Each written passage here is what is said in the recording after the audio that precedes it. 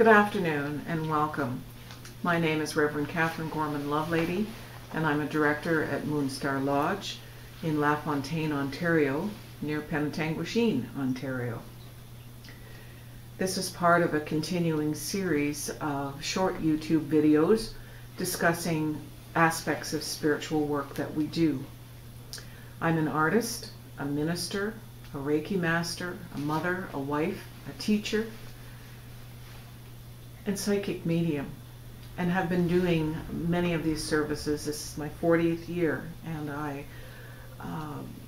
enjoy working with people from all around the world. I've taught in community colleges, universities, churches, and right here in my office at home. My partner Brian Lovelady has worked with me in ceremony and in my practice now for almost 20 years. Together we have a very vibrant partnership. We are artists as well as doing the spiritual work. My husband is the executive director of Wolf Island Métis Charitable Association. A subset of Wolf Island is Wolf Island Aboriginal Interfaith Church, and I'm the moderator of that. As a registered charity in Canada, we have the opportunity to provide services. These are spiritual services and educational services. Our principal directive is with Aboriginal people, but we do these services for anyone. As part of the work of Moonstar Lodge and Wolf Island, we do weddings. I'm an interfaith minister, but a First Nations woman, so I have devoted myself to learning over the years all kinds of traditional Aboriginal ceremonies, and I welcome the opportunity for my students to work with me at weddings. We do funerals, traditional funerals, interfaith funerals. We work with many different churches. I am the chairperson of the North Central Regional Committee of the Ontario Multi-Faith Council. And as a result of that, I'm connected with a very broad spectrum of people from every faith group that is represented in Ontario. We also do naming ceremonies. This is a very specific Aboriginal ceremony. It's a form of consecration. And this consecration, it isn't a baptism in the Christian sense, but it is a name that is channeled or given to me from the Creator that represents a person, and that doesn't have to be a baby. We do naming ceremonies for people as late as in their 60s and 70s.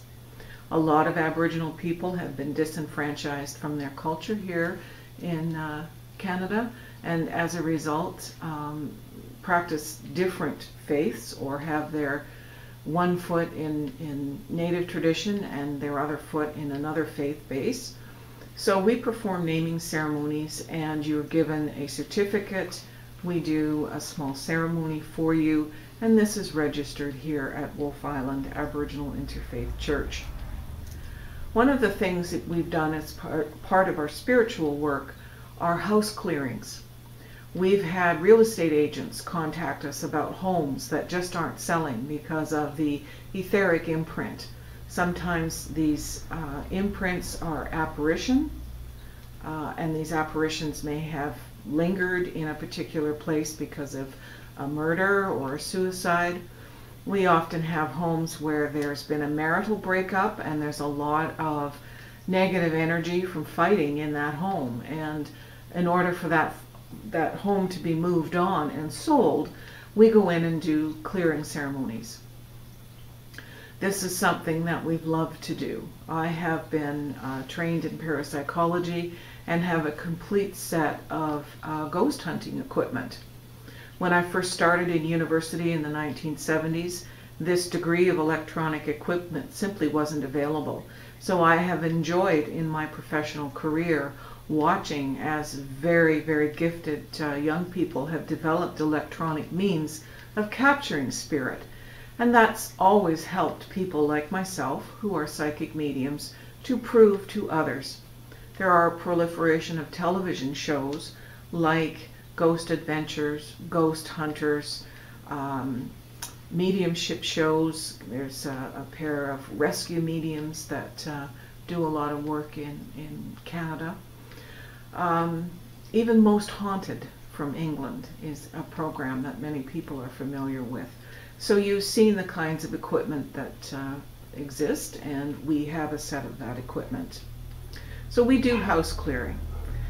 My objective is not simply to identify what spirits may be lingering in an environment, but it's important for me to let you know that we send those spirits into the light.